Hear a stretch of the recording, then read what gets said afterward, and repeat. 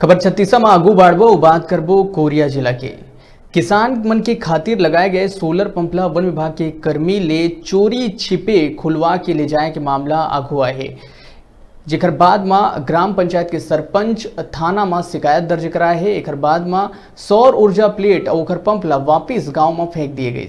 दरअसल मामला विकासखंड भरतपुर अंतर्गत ग्राम पंचायत घघरा के आश्रित वन्य गांव पोड़ी के है, जहां वन विभाग समिति के द्वारा क्रेडा योजना ले किसान मन के खेत में सिंचाई खातिर सोलर पंप लगवाए गए रही से, जेकर लाभ भी किसान मन ला मिलत रही से।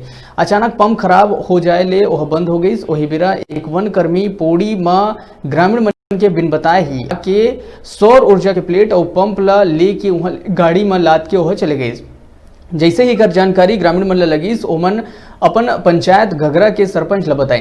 गांव के सरपंच ज्ञानेंद्र सिंह ला जब सोलर पंप के बिना जानकारी वन विभाग के कर्मी के द्वारा उजाड़ के ले जाए के बारे में पता चलिस, तो वह जनकपुर थाना में शिकायत दर्ज कराई। शिकायत दर्ज होए के आगू दिन ही सौर ऊर्जा के प्लेट और पंप गांव के तीर में फेंक दिए गई। अब ग्रामीण मन के कहना है कि जिन तरीका ले सोलर प्लेट खोल के ले जाए गए रही से वही तरीका ले लगाए जाए।